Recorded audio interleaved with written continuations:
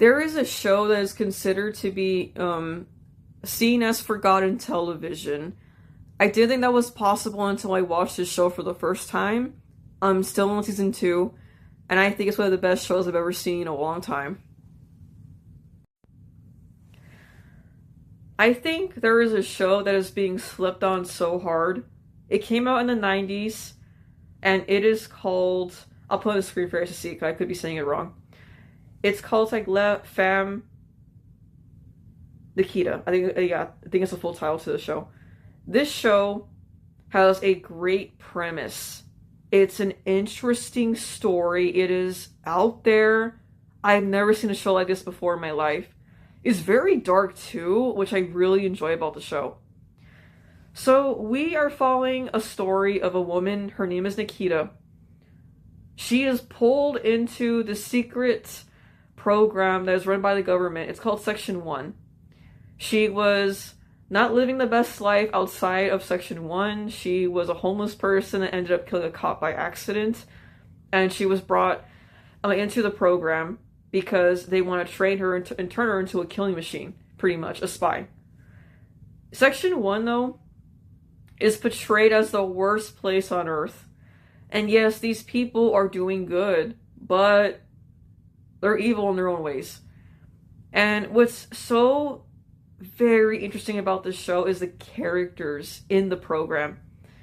So, the main character, what I think is so cool about her is that she still is determined to keep her human side no matter what. Like, during the first season and season 2, I'm still trying to finish up season 2, she's always going head to head with the people in charge of Section 1 because she wants to be human. She doesn't want to be a monster like them, and I get it. And yeah, they have gone through a lot of moments of getting mad at her because, man, she never listens to directions. And I'm so glad she doesn't come off like an edgy person. You know, like those edgy characters that kind of get you annoyed. Like the fan fiction type. No. The actress does a really good job trying to show this to the audience. And it's really cool how she shows her emotion too. And you feel really bad for Nikita, man, in this show. Because she is a good person that's just trying to keep it together in this world. And you feel really bad for her. Another character I also really did like was like Burkoff. He's the hacker of the show. I swear, he has your typical stereotype look of a hacker, but the reason why I don't mind it is because all the characters have a lot of heart. So Burkoff is, I think, like the youngest member of the team. He's, I think, in his early 20s. You feel really bad for this guy. Like, he is working hard all the time for Section 1. And he's had moments of being human, and you feel really bad for him because he's trying to keep it together. Because again, if you go against Section 1, they pretty much cancel you, which means they kill you. I'm not even playing. That's the punishment if you would dare go against them. And Burkoff is really trying to stay human in the show, and you feel really bad for him because again, he's a kid, you know, and oh man, he goes through a lot. The fact that he's still standing is honestly very impressive. And then we have Walter. He's the dude that makes the weapons for the main characters. Walter, in season 1, he gave me a bad impression at first because he kind of came off like a pervert in a way because he would hit on all the pretty girls, you know.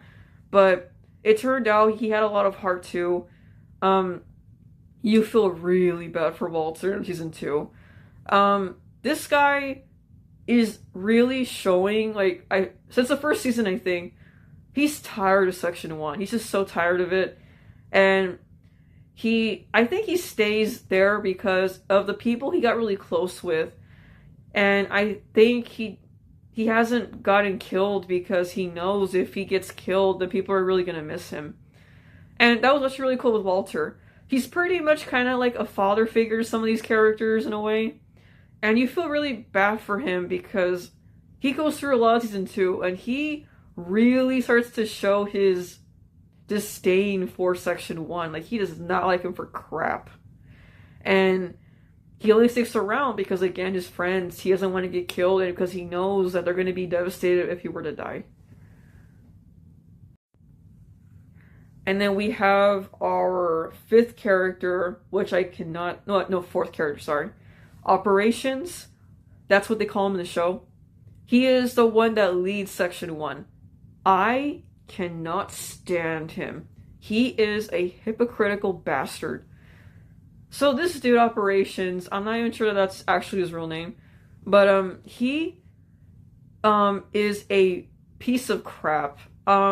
He pretty much tells Section 1, the team, you have to be like willing to be a killer to even get through this job. You know, don't ever form like any sort of connection with anybody. Don't fall in love with anybody because it's just gonna mess you up. The reason why he's so hypocritical is because he has an obvious romantic connection with the other person in charge of Section 1, and her namesake is Madeline. They are both the biggest hypocrites in this whole show. They tell people, don't fall in love, don't do this, don't do that, because Section 1, you have to be at full capacity to work for us, or you'll die. These two are in love with each other.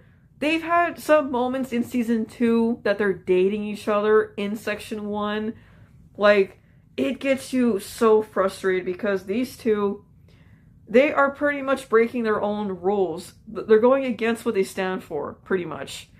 But they get away with it because they're in charge, and it gets you so mad. Like, oh, these two, I hope they get killed later. And the sixth character I find so interesting is Michael. His character is by far the most complicated one in the whole show. So he is the one to actually turn the main character into a spy. And he is very, very soulless. He never shows any shred of emotion. It's very rare to even see it. And he pretty much is an example of what Section 1 does to you as a person. He has been stripped away of his human side entirely, pretty much, and he's always just there. There's even scenes with the main character that she gets really mad at him, asking him, how come you never felt anything, you know? And he just looks at her, no emotion. It just freaks you out with his character. And he's so crazy. I don't know, if Michael freaks me out a lot. He's also very, very ruthless, too. And there are parts in the show I get really frustrated because, again, Section 1, I think he became in Section 1 pretty much. And there are parts in the show where people are getting killed, innocent people, and he tells the main character to get over it and move on. And she obviously gets really pissed at him in a lot of scenes because she questions why he can't be human like her. And it's very interesting how these two form a very strong connection romantically. And these two have an amazing chemistry, I will say. I never thought that would be possible because, again, Michael doesn't have emotion, but it works. And what's crazy is that Michael's starting to open up a bit more now because of her, the main character, and he is becoming a bit human, kind of, not really, but he's becoming a bit human. And it's kind of sweet when you see how he acts like with Nikita. He's very sweet with her in some parts, and it's really obvious he's in love with her, but they can't be together because Section 1 is against that.